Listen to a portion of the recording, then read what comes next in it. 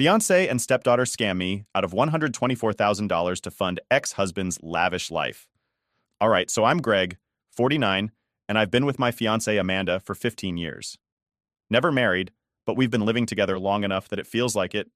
Now, Amanda's daughter Cassie, who's 25, is getting married to her boyfriend Max. And like an idiot, I agreed to pay for the wedding. I thought, hey, I've been in Cassie's life since she was 10. She's practically my kid, right? Wrong. I'm not rolling in cash, but I've done well for myself with my own business. I'm not trying to brag, just saying I've worked hard to get where I am. Anyway, Cassie's dream wedding is some big fancy deal, and somehow the budget ballooned to around £100,000. That's like $124,000 in US dollars. Yeah, crazy, I know. But I didn't want to be the bad guy and ruin her big day, so I just went along with it. I thought it would all be worth it, to see her happy. The first red flag was when the wedding invitations went out. I noticed my own mom and stepkids weren't on the list. Amanda's side? All there. Max's side? Covered. I asked Amanda about it, and she says, "Oh, it was probably just an oversight. Cassie must have forgotten." Seriously? My mom gets forgotten from her granddaughter's wedding? That didn't sit right with me, but I let it go. I didn't want to make a scene, figured it'd get fixed. So I bring it up to Cassie a few days later, all casual like, "Hey, what's up with the invites? My mom and the kids didn't get one." She acts surprised and says it's a no-kids wedding, which, okay, fine. But then I find out Max's nieces and nephews are invited. So now I'm sitting there thinking, what the hell? I ask her why my stepkids aren't invited if it's a no-kids thing. She fumbles around, saying it's just a mistake, and she'll fix it. Now, here's where things start really getting weird. A couple of nights later, we're having this nice family dinner with Max's parents at my place, and Cassie starts talking about the wedding. Everything's going fine, and then out of nowhere, she drops this bomb. She's decided that her real dad, Tony, who's been a total deadbeat her whole life, is going to walk her down the aisle. I'm sitting there, completely blindsided. I mean, this guy has been out of the picture for decades. He's never paid child support, never showed up for her, and all of a sudden he's daddy of the year because he reached out to her 6 months ago? The same guy who ghosted her for years now gets the honor of walking her down the aisle? What about me? I've been the one who raised her, took care of her, and let's not forget I'm the one paying for this whole thing. So I look at her, totally shocked, and say, "Wait, I thought I was walking you down the aisle." Cassie doesn't even blink. She just says, "Yeah, I thought about it, but it's important to me that my real dad walks me. He's my biological father." Now I'm pissed, but I'm trying to keep my cool because we've got guests. So I calmly ask, "Well, if your biological dad is walking you down the aisle, is he also going to help with the wedding costs?" Cassie just shrugs and says, "No, of course not. You've always said you'd pay for it." At that point, I lost it. I couldn't believe what I was hearing. "So let me get this straight," I said, my voice getting louder. "I pay for your £80,000 wedding, but some deadbeat who's done nothing for you gets to walk you down the aisle? How does that make any sense?" Cassie goes quiet, and Amanda, sitting next to me, looks like she's about to explode. I could tell she was embarrassed in front of Max's parents. But honestly, I didn't care at that point. It felt like I'd been slapped in the face. And it wasn't just the walk down the aisle, it was the whole situation. Here I am, shelling out £80,000, which is no small chunk of change, and I'm just supposed to be the guy writing checks while the deadbeat gets all the glory? Nah, that wasn't going to fly with me. Max's parents, sitting across from me, look super uncomfortable, like they're not sure if they should say something or just stay quiet. Amanda finally speaks up, saying something like, "Greg, we've been planning this for over a year. You can't just back out now." Oh, but I could, and I did. I stood up from the table and said, "If your real dad is good enough to walk you down the aisle, he's good enough to pay for the wedding. I'm done. You can figure it out." The room went dead silent. Cassie looked like she was going to cry. Amanda was glaring at me like I'd just ruined everything. And Max's parents? They just sat there, looking like they wanted to disappear. I didn't care, though. I'd had enough. All right, so after the whole dinner fiasco where Cassie announced her deadbeat dad would be walking her down the aisle, things in my house turned into a total mess. I thought Amanda and Cassie would cool off after a day or two, maybe realize they were wrong, and we'd talk it out like adults. But nah, they doubled down hard. The next morning, Amanda storms into my office, absolutely livid. She's yelling about how I've embarrassed her and ruined all the wedding plans. It wasn't even about the wedding itself anymore. She was just pissed that I made her look bad in front of Max's family.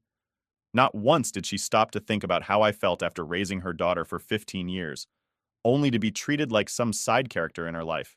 She hits me with, "We've already paid deposits on everything. You can't just pull out now, Greg." I told her, I can and I will. If Cassie wants her biological father to be her main guy at the wedding, let him handle the costs. Amanda went off about how we couldn't get refunds, that pulling out now would mean losing everything. I wasn't buying it, though. So I grabbed my laptop and checked out the contracts I'd signed with the vendors. Most of them had cancellation fees, sure, but we were still within the window to get most of the money back. She didn't believe me, of course, so I showed her. And that's when she switched tactics. Now, it wasn't about me ruining the wedding, it was about how I was letting down family. She actually said, Cassie is your daughter. Don't you want to see her happy? That hit me like a brick. I thought about it for a second. And yeah, I did want to see her happy. I mean, I'd been there for all her major life moments, her high school graduation, when she got into college, her first job. But the thing that was gnawing at me was how she could just replace me like I was nothing. How could she just drop me after all those years? But then I remembered the night before, sitting at that dinner table, hearing her talk about her real dad like he was some kind of hero. That brought me right back to reality. So I stood firm and said, if Tony is the one walking her down the aisle, he can be the one to pay for it. Amanda wasn't hearing it. She kept saying that Tony didn't have the money, that he was broke, and that I was supposed to step up and be the bigger person. I shot back with, I'm not a piggy bank, Amanda. You want a wedding? You figure it out. Then came the real kicker. Amanda dropped the bombshell. Whoops, sorry for using that word. She tells me that I wasn't just paying for the wedding. Nope. Cassie and Max had also planned this lavish honeymoon in Mauritius, and guess who was footing the bill for that too? Yep, me. The tickets alone cost around £30,000, about $37,500. First class and everything. Now, you have to understand, I never agreed to pay for the honeymoon. I thought I was just handling the wedding expenses, which was already a ridiculous amount. So I asked her straight up, since when was I paying for their vacation? She tried to downplay it, saying Cassie and Max had just assumed I'd cover the whole thing, since I was already handling the wedding. Like, seriously? I was just supposed to assume that I'd be shelling out for a honeymoon too? I laughed, but not in a funny way. More like one of those, I can't believe this is actually happening kind of laughs. I told Amanda, there's no way I'm paying for them to go on a fancy vacation. That's not my problem. She flipped out, saying I was ruining everything for Cassie and that I was being selfish. I couldn't believe what I was hearing. I'm the selfish one? I was about to spend nearly £100,000 on a wedding, and now I'm supposed to add another £30,000 for a vacation? That's almost £130,000, about $160,000, down the drain, all because Cassie wanted to play pretend with her bio dad and live like royalty for a week. At this point, I was done. I grabbed my phone, started calling up the vendors, and began the cancellation process. The venue said I'd get a partial refund, but it was better than nothing. The caterer was able to refund most of the deposit, but it'd take a couple weeks. Honestly, I didn't care how long it took, as long as I wasn't throwing more money into this black hole. Now, here's where things get really crazy. Cassie found out what I was doing, probably because Amanda told her, and she stormed into the house, screaming at me, "How could you do this? You promised. We've been planning this for a year." I stayed calm and told her, I didn't promise anything. If you want your real dad to walk you down the aisle, he can pay for it. You're not getting a free wedding and a free vacation out of me. She lost it. She started calling me every name in the book, saying I was ruining her life, and how she deserved this big wedding because it was her dream. And then, the part that really got me, she said, "You're not my real dad anyway. Why should you care?" That was it. I was done. I told her to get out of my house. Amanda tried to calm things down, but I wasn't having it. I told them both they had a week to pack up and leave. I wasn't going to be disrespected in my own home. The thing is, I wasn't even mad about the money anymore. It was the fact that after all these years, I was still being treated like an outsider. I had given Cassie everything, a roof over her head, food on the table, and yeah, even love. But apparently that wasn't enough. All that mattered was that I had money, and they wanted to use me for it. A few days later, I went through my bank statements and changed all my passwords. No more access for Amanda or Cassie. If they wanted to throw a wedding and go on vacation, they'd have to figure it out themselves. I wasn't about to be used anymore. Update 1. So after I canceled the wedding and told Amanda and Cassie they had a week to move out, things in the house got real awkward. I could feel the tension every time I walked into a room. Amanda wasn't talking to me unless it was to argue. And Cassie? She acted like I didn't even exist. It was like I was the villain in a movie, but all I did was stop them from using me like a human ATM. The thing is, I thought maybe they'd cool off, take some responsibility, and try to make things right. I don't know. Maybe I was being too optimistic, but nope. They just kept acting like I was the one in the wrong for pulling the plug on the whole thing. Amanda kept saying stuff like, "You're tearing this family apart, Greg. Is that what you want?" And every time I heard it, I just thought, family? Since when? A couple of days go by, and I hear Cassie on the phone with Max. She's freaking out because, surprise, they can't afford to pay for the wedding themselves. Apparently, Max's family wasn't as loaded as I thought. I mean, they had a nice house and all, but they weren't sitting on piles of cash. They were probably counting on me to pay for everything too. Cassie was crying, saying they had no idea what they were going to do now. I could hear her through the walls, and part of me felt a little bad. I don't hate the girl, you know? I raised her. But after the way she treated me, I wasn't going to cave. I stayed strong because, honestly, I knew if I gave in now, they'd just keep taking advantage. Now, here's where things get interesting. About a week later, after they were supposed to be moving out, Amanda comes into the kitchen while I'm making coffee. She looks serious, like she's been thinking about something for a while, and says, "Greg, we need to talk." I'm like, "Yeah? What about?" She sits down and starts going on about how things have gotten out of control, that maybe they were wrong for assuming I'd pay for everything, but that Cassie's wedding is still important, and we should find a way to make it work. I cut her off and said, "Amanda, I'm not paying for the wedding or the honeymoon. We've been through this." But then she dropped something I wasn't expecting. She tells me that Cassie's biological dad, Tony, the deadbeat who never paid a penny in child support, had recently come into some money.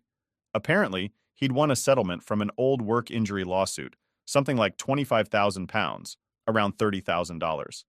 Not enough to cover the whole wedding, but a decent chunk. And guess what? He wasn't willing to put a single pound toward the wedding. Nothing. Not even after everything Cassie did to bring him back into her life. Amanda told me that Tony basically said, "I've got my own plans for that money." I almost laughed, but I held it in. So this guy, who Cassie is letting walk her down the aisle, gets a fat check and won't even help his own daughter with her wedding? Meanwhile, I'm supposed to cover the whole thing? Yeah, no thanks. I looked Amanda straight in the eyes and said, "And you still think I should pay for this wedding?" She sighed and said, "I know it's a lot to ask, but I didn't realize Tony wouldn't help at all. I thought he'd at least pitch in." At this point, I'm thinking, this whole thing is a disaster. But then Amanda says something that really took me by surprise. She goes, "Cassie doesn't want to move out." Now that was news to me. I thought they'd both be ready to pack up and leave after I cut off the wedding money, but apparently Cassie was in a panic because she had nowhere to go. Max's family didn't have room for her. And Tony? Yeah, forget about it. The guy wasn't even offering her a place to stay. So now they were trying to figure out how to stay in my house without me losing my mind. Amanda starts saying maybe we can come to some sort of compromise. "Maybe if we scale back the wedding," she says, "we could make it work with what little money we have." I wasn't buying it. I told her, "This isn't about money anymore. It's about respect. I'm not just a wallet, Amanda." She tried to argue again, saying that family is about sacrifice and supporting each other, but I'd heard enough. I cut her off and told her that Cassie and Max could figure out their own wedding, and they had until the end of the week to be out of the house. No exceptions. Amanda walked out, and I could tell she wasn't happy, but what else was there to say? I wasn't budging, but of course things weren't over yet. The next day, I get a text from Max. It was out of the blue, and he'd never reached out to me directly before. I figured he was going to apologize or something, but nope. Instead, he starts demanding that I reconsider paying for the wedding. He actually had the nerve to say, "This isn't just about Cassie, Greg. You're affecting my life too." I couldn't believe it. This guy who barely spoke to me when we met was now trying to guilt me into paying for his wedding? I didn't even respond. I just blocked his number. I wasn't about to let some 25-year-old kid tell me how to spend my money. Later that night, Amanda tells me that Max's parents had been pressuring him to reach out to me. Apparently, they were just as desperate to get this wedding paid for as everyone else. I couldn't believe how all these people saw me as nothing more than a checkbook. I told Amanda, "That's it. They need to leave by Friday or I'll start packing their stuff myself." She tried to push back, but I wasn't having it. I've already made my decision. I'm not changing my mind. By the time Friday came around, Cassie and Max had finally realized that they weren't getting a free wedding, and Tony? Well, I never heard from him again. Amanda and Cassie packed their things, and that was the last I saw of them. For the first time in weeks, my house felt quiet. Peaceful, even. And while it sucked that things had ended like this, I knew I made the right choice. I wasn't going to be used anymore. Update 2. So, after Amanda and Cassie moved out, I finally had my house back to myself. For the first time in what felt like forever, it was quiet. I'd like to say things went back to normal, but man, it didn't take long for the weirdness to kick in. A couple of days after they left, I started getting these random calls from unknown numbers. At first, I ignored them, but when they kept coming, I finally answered one. Guess who it was? Max's mom. Yeah, out of all people, she's the one trying to get in touch with me. Now, I barely know this woman. We've maybe exchanged a few words at family events, but we're not exactly close. She starts going on about how she's worried about Cassie and how this whole situation has been hard on everyone. I could tell right away she was fishing for something, probably trying to guilt me into changing my mind about the wedding. I cut her off and told her straight up, "Look, whatever's going on with Cassie and Max is none of my business anymore. They'll figure it out." But she wouldn't let it go. She kept talking, saying how they were struggling to find a place to live and dealing with financial stress. I wasn't buying it. I mean, come on. They were expecting me to drop around 100,000 pounds, close to $120,000, on a wedding, but now suddenly they're broke? I told Max's mom the same thing I'd been telling everyone else. It's not my responsibility. She finally got the hint and hung up, but I could tell from her tone that this wasn't over. Sure enough, a few days later, I get a text from Amanda. She hadn't talked to me since she moved out, so I was surprised to see her name pop up on my phone. I opened it up, and it was this long, rambling message about how they'd found a small apartment, but they were struggling to cover the rent. She didn't outright ask me for money, but it was clear that's what she was hinting at. I didn't even respond. I was done. But things just kept escalating from there. One afternoon, I'm sitting at home when there's a knock on the door. I wasn't expecting anyone, so I figured it was just a delivery. Nope. I open the door and there's Cassie standing there with Max. And they're both looking pretty rough, like they hadn't slept in days. I was caught off guard, but I wasn't about to invite them in. Cassie immediately starts with the guilt trip. "Dad, we didn't know what else to do. We're really struggling right now, and we thought maybe you could help us out just this once." She's got tears in her eyes, and I could tell she was trying to pull at my heartstrings. Max just stood there, looking awkward, not saying anything. But here's the thing. After everything that had happened, after the disrespect, the lies, and them treating me like a walking bank account, I wasn't about to give in. So I told her, "Cassie, I've done enough. You've got a real dad, remember? Maybe he can help you out." That set her off. She started yelling, saying how Tony had bailed on her again and wasn't answering her calls. She said he took his 25,000 pounds, about $30,000 settlement and disappeared. Big surprise, right? The deadbeat dad she chose over me turned out to be a deadbeat after all. Max finally spoke up, trying to be the reasonable one. He said, "Greg, we're just asking for a little help, maybe enough to cover our first few months of rent until we get back on our feet." I wasn't having it. I looked at them both and said, "I've already helped you. I gave you 15 years of my life, and I was willing to pay for your wedding until you decided your real dad was more important than me. Now, you're on your own." Cassie started crying harder, but I could tell it wasn't because she felt bad for what she'd done. It was because her plan hadn't worked. Max was just standing there, looking defeated, and I almost felt bad for the guy. Almost. I told them both to leave, and as they walked away, Cassie turned around and said something that honestly floored me. She goes, "You're going to regret this. When I have kids, they'll never know you. You'll be the grandpa they never meet." I was stunned for a second. I mean, after everything, this was her final shot? Trying to hurt me by threatening to cut me off from future grandkids? It was such a low blow, but it didn't hit me the way she wanted it to. If she thought I was going to cave because of that, she was dead wrong. I just shook my head and said, "Good luck with that." Then I closed the door. But here's where it gets even weirder. A week later, I get an email from Amanda. Not a text this time, an actual email. She starts out by saying she's sorry for how things have turned out and that she wishes we could have worked things out differently. And then she drops the real reason she's emailing. Apparently, Max had called off the wedding. She didn't go into details, but from what I could piece together, Max finally had enough of Cassie's drama. He couldn't handle the stress, the money problems, and the fact that Cassie had burned so many bridges. He decided it wasn't worth it anymore. Amanda was asking if I could talk to Max, see if there was any way to convince him to reconsider. Like I had any influence over the guy. I hadn't even known him that long, and after everything that went down, I wasn't about to start playing matchmaker. I didn't reply to the email. What could I even say? It wasn't my problem anymore. But you know what the real kicker, sorry, there's that word again, was? A few days later, I heard from one of Amanda's friends that Tony, Cassie's bio dad, was spotted at a casino in Brighton, blowing through his settlement money like it was nothing. So while Cassie and Max were out here scrambling to pay rent, Tony was living it up, probably gambling away what little cash he had left. Honestly, the whole thing was just sad at this point, but at least I was out of it. Update 3. So after Cassie and Max showed up at my door begging for help, and after Amanda's ridiculous email asking me to fix their relationship, I thought I'd seen the last of the drama. Honestly, I was ready to move on. But of course, life had one more twist to throw at me. About a week after I got that email, I got an unexpected visitor, Amanda's brother Tim. Now, I've never been close with Tim. We've met at family gatherings, exchanged the usual pleasantries, but that's about it. So when he showed up at my house, I was immediately suspicious. What could he possibly want? Tim walks in, looking all uncomfortable, and I could tell right away he didn't want to be there. He sits down and starts with some small talk, asking me how I've been and all that.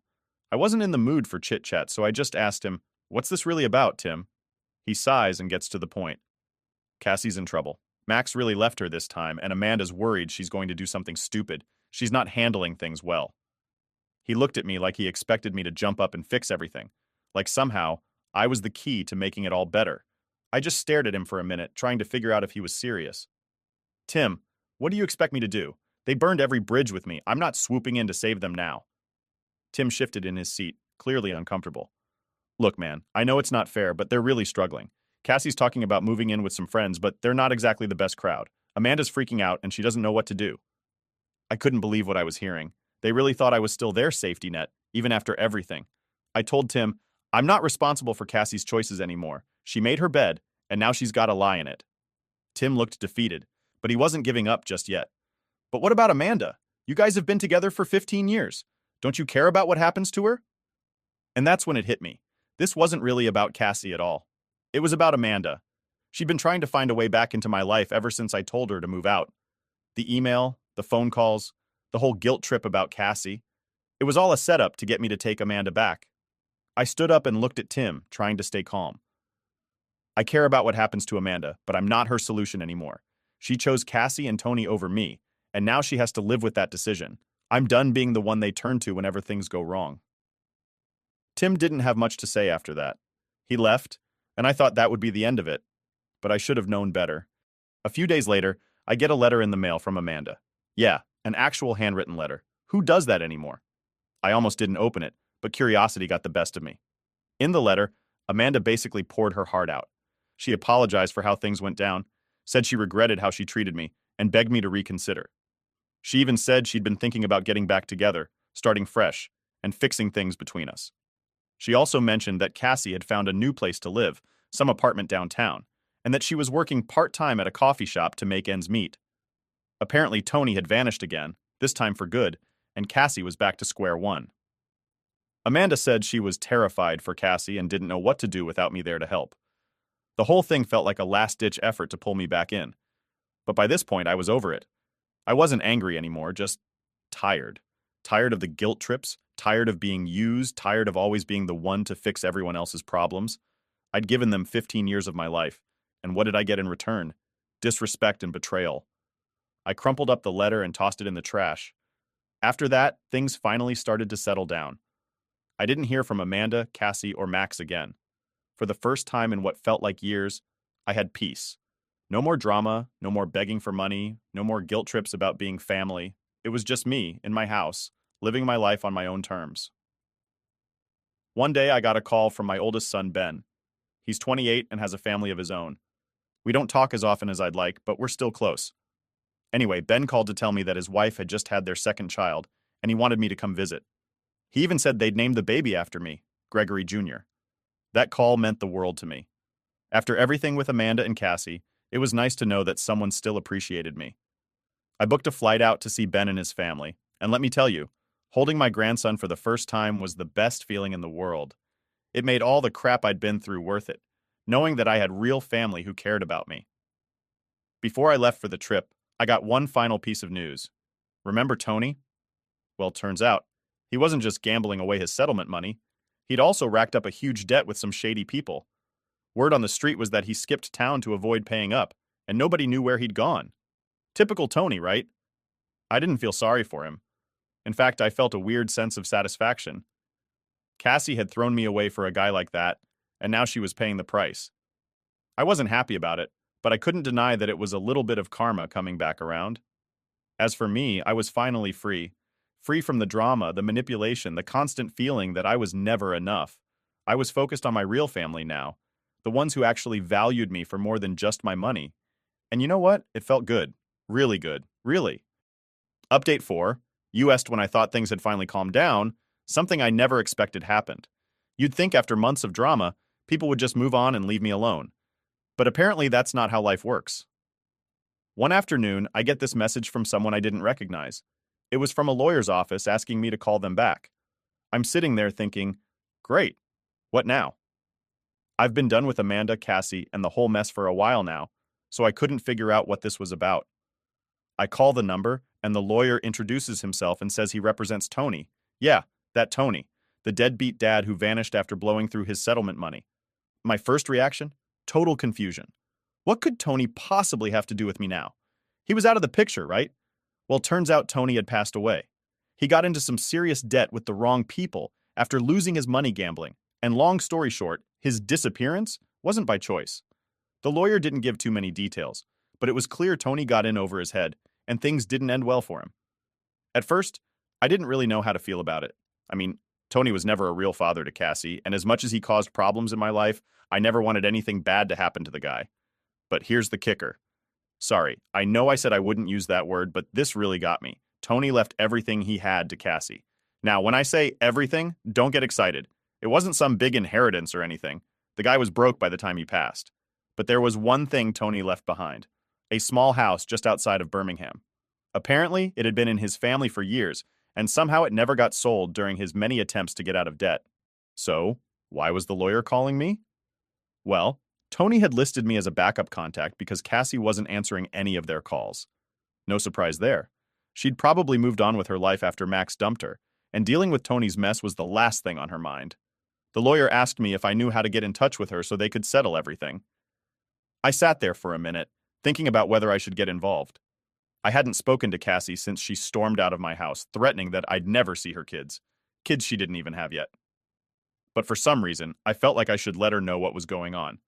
So, against my better judgment, I gave the lawyer her most recent phone number and left it at that. A few days later, I get a call from Cassie. It's the first time I've heard her voice in months. And honestly, I wasn't sure how the conversation was going to go. She sounded different. Quieter, more serious. She told me she'd gotten the message from the lawyer and didn't know what to do. She didn't want anything to do with Tony's estate, didn't want the house, didn't want the responsibility. And then, something unexpected happened. She apologized for everything. I didn't know how to respond at first. Part of me was still holding on to the anger from how she treated me. But hearing her apologize, hearing the regret in her voice, it caught me off guard.